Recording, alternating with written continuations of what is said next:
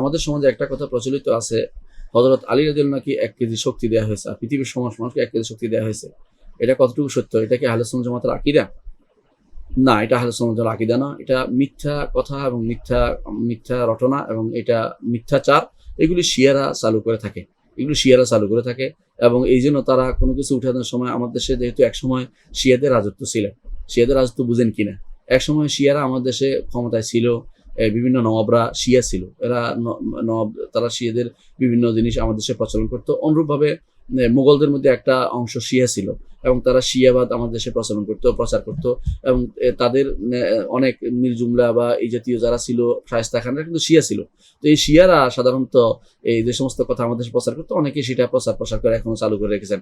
তো তারা এই জাতীয় অবস্থার কারণে আমাদের দেশে অনেক সময় কোনো শক্তিশালী কিছু উঠানোর সময় বলে ইয়া আলী, এটা কিন্তু শিরকি, কারণ আলীর কাছে সাহায্য চাওয়া হচ্ছে এবং সে মনে করতেছে এইটা বললে বোঝো আলীর শক্তি এসে তার মধ্যে ভর করবে। এই জাতীয় জিনিস বলা শিরক, সরাসরি ঈমান হারা হয়ে যাবে। যদি কোনো না জেনে করে তওবা ইস্তেগফার করবে, জানার পরে করলে ঈমান হারা হয়ে যাবে এবং তার উপরে দলিল প্রমাণ প্রতিষ্ঠা করতে হবে যে তুমি এটা অন্যায় করেছো। এই জন্য যারা এটা বলে যে 1 কেজি শক্তি দেয় সমস্ত আলীকে আর সমস্ত মানুষকে 1 কেজি, মিথ্যা কথা বলতেছে, মিথ্যাচার করতেছে। এটা শিয়াদের বানানো বিভিন্ন কথা, তারা যেটা বলে থাকে সেটাই তারা বলছে এবং তারা সেটা এই জাতীয় কথা শিয়া আলী রাদিয়াল্লাহু নামে এমন বানায়। এমনকি তারা এটাও বলে যে কখনো কখনো তিনি এমন ধরে কেল্লার দরজা ধরে টান দিয়েছেন যে পৃথিবী পর্যন্ত নড়ে গেছে, আল্লাহ আসন। এই জাতীয় মিথ্যা কথা তারা প্রচার করে থাকে। এগুলি আলী রাদিয়াল্লাহু আনহু নিঃসন্দেহে একজন বীর ছিলেন, ইসলামের তো কোনো সন্দেহ নেই। তিনি এই বীরত্বপূর্ণ যুদ্ধ করেছেন যখন খাইবারে, এবং এই খাইবারে তার যুদ্ধ বিশ্ববিখ্যাত হয়ে আছে। কিন্তু এর অর্থ এই নয় যে তিনি সবচেয়ে বেশি সেই যুগে শক্তিশালী ছিলেন, এমন কথা কোনো কিতাবে বা কোনো হাদিসে আসেনি। তিনি তার রণকৌশল ছিল সুন্দর, সেটার মাধ্যমে তিনি বিজয় লাভ করেছেন মুরাহহাবের উপরে। সেই যুদ্ধ বিখ্যাত ছিল ইসলামী ইতিহাসে। সেই যুদ্ধে তিনি ভালো কাজ করেছেন এবং সেটা আল্লাহ এবং আল্লাহ রাসূল পছন্দ করেছেন। বলেছেন রাসূলুল্লাহ সাল্লাল্লাহু আলাইহি ওয়াসাল্লাম যে আগামী দিন এমন একজনের হাতে আমি ঝান্ডা দেব যাকে আল্লাহ ভালোবাসেন, আল্লাহ রাসূলও ভালোবাসেন। রাসূলুল্লাহ সাল্লাল্লাহু আলাইহি ওয়াসাল্লাম এরপরে আলীকে দিয়েছেন। আলীর মাধ্যমে আল্লাহ তাআলা সেদিন বিজয় দিয়েছেন। আলী বিজয় আনছে মনে করলে কাফের হয়ে যাবে, আলী বিজয় আনছে মনে করলে শিরক হয়ে যাবে। বিজয় আল্লাহ তাআলা দিয়েছেন আলীর মাধ্যমে। আল্লাহ তাআলা তার সন্তোষভাজন কারোর মাধ্যমে বিজয় দিয়ে থাকেন।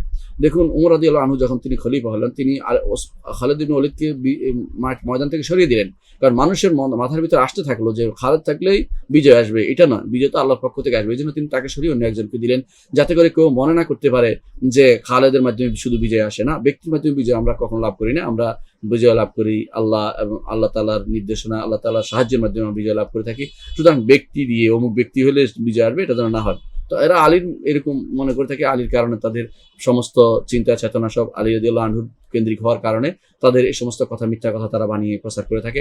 আলী রাদিয়াল্লাহু নিঃসন্দেহে একজন জান্নাতি ব্যক্তি এবং তিনি একজন খলিফাতুল মুসলিমিন এবং তার অনেকগুলো তার ইলমের ক্ষেত্রে তিনি ছিলেন একজন বিশাল সাগর এবং তিনি যে সমস্ত বিষয়ে তার সাথে অন্যদের মতভেদে তিনি ছিলেন সবচেয়ে বেশি বিশুদ্ধ জায়গায় তার অবস্থান ছিল, এটা নিঃসন্দেহে, এটা স্বীকার করতেই হবে।